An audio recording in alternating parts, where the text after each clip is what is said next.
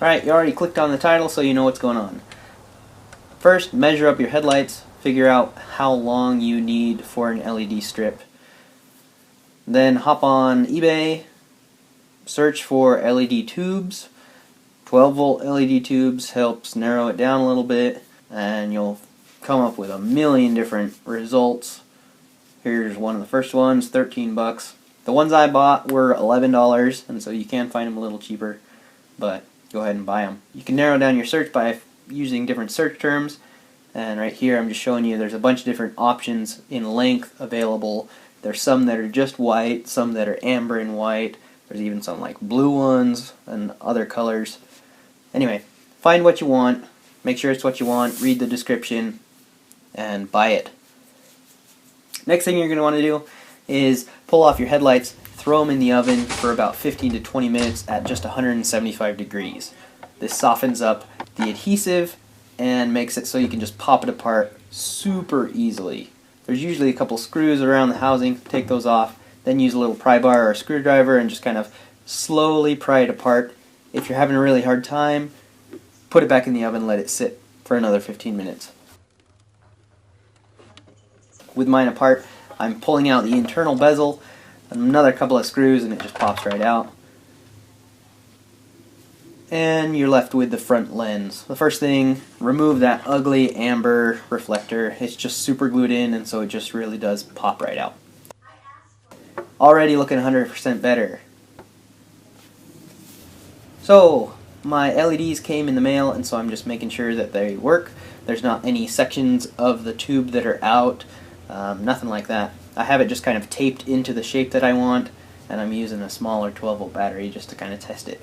These ones are pretty cool. They give priority to amber, so even when you have the white on, if, like me, you're going to use amber as a blinker, it'll give priority to the amber even if the white has power. So now I just have it kind of laid out in the lens. I'm just using a hot glue gun to kind of keep it there for now. So I just put a little section of hot glue on either side of each corner, and unfortunately you do have to hold it until it dries completely, otherwise it's just worthless. Don't fear, I'm not just using hot glue to put these in, but hot glue is a pretty good method.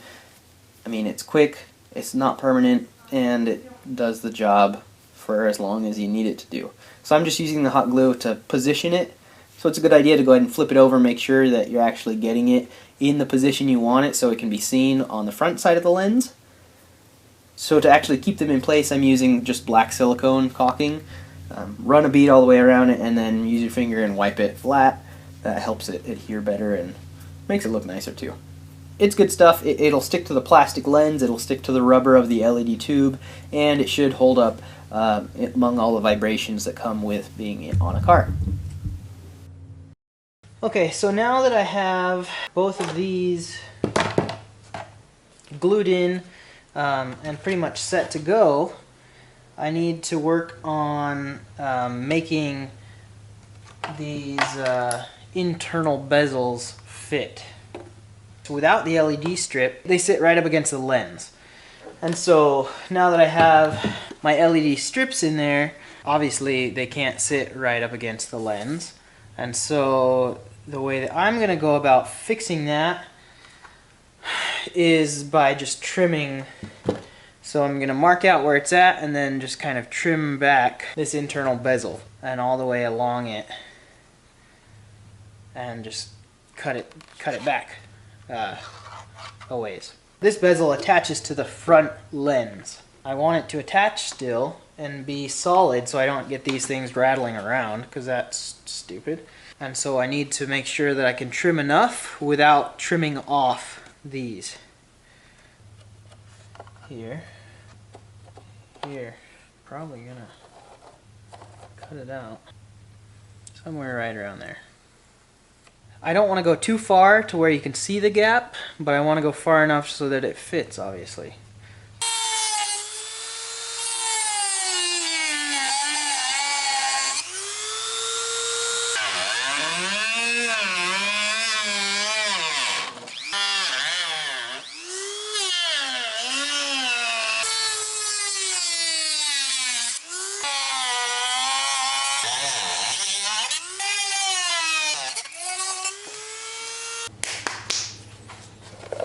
Alright, so here are my two finished products, I guess. I didn't really know what to do with this gap over here. That's how it is on both of them. This one's a little rougher, but that's okay. I'm going to clean them both up, and what I'm going to think about right now, before I clean those up, is how I'm going to run the wires. And I want to be able to have the wires, the connector, on the outside, so that way when I want to take the headlights off, I can just disconnect it. So I'm going to drill a little hole back here and run it right out there. Alright, so before I actually drilled the hole, I wanted to throw the backing right back on the car and make sure that the place I was going to drill didn't interfere with any brackets or anything on the car. So I think I'm going to just go straight right out of here. Good flat spot.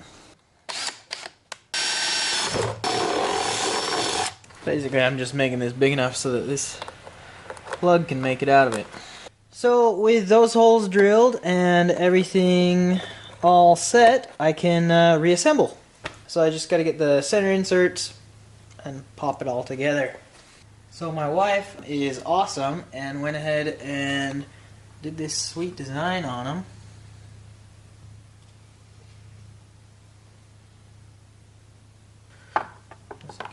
Right in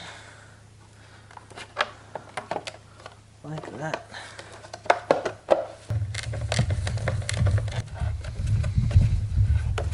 Since I cut off the attachment point right here, and then up here there's also another kind of just bump stop attachment point, I don't want to have it rattling around as to like what it can right now.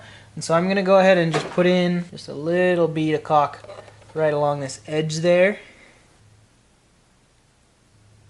Also going to put one right here on the end of this, just to kind of give those wires a little bit of vibrational insulation.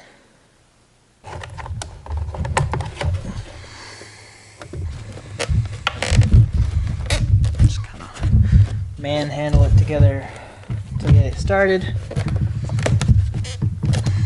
Okay, there we go. Just popped it out of the oven and it slipped together just like butter.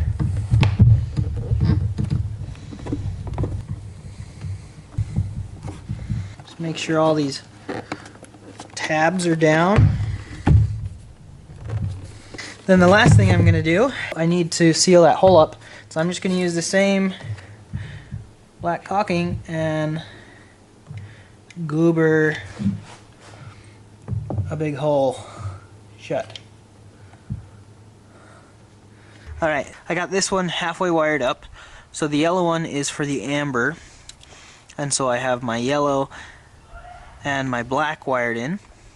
And this is just to the blinker, which is just the amber blinker bulb. One of those is a ground and the other one is the switched power for the blinker, and so I wanted the amber to run as a blinker, and so it's wired in.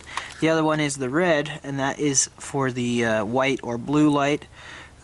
This one I'm gonna splice into my fog light switch, or my fog light wiring harness, and that way it'll turn on with my fog lights, and I basically run with my fog lights on all the time anyway. I'm just turning it on to a switch so that I can still have my headlights on without needing those to be on.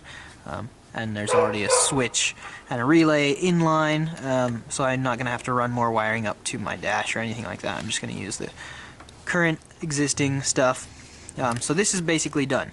I used butt connectors, but then these are the waterproof ones that are heat shrinking, and so you just nuke them with a heat gun or with a torch, and they seal up and they're watertight and they're really good.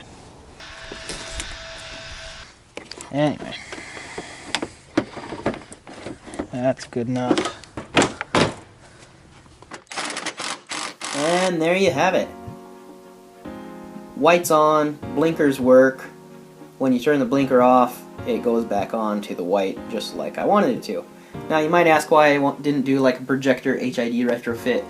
I'm planning on putting LEDs in this in the future, and so I don't really care to do the HID retrofit. If you want to see how to do that, there's plenty of other videos that will teach you how, so check those out if you want to.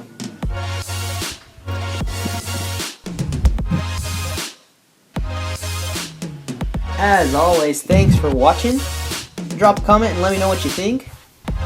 Subscribe so you can see more dirt cheap DIYs. You can also follow me on Instagram, Facebook, or Twitter for a more up-to-date update on what I'm working on. Keep it dirt cheap.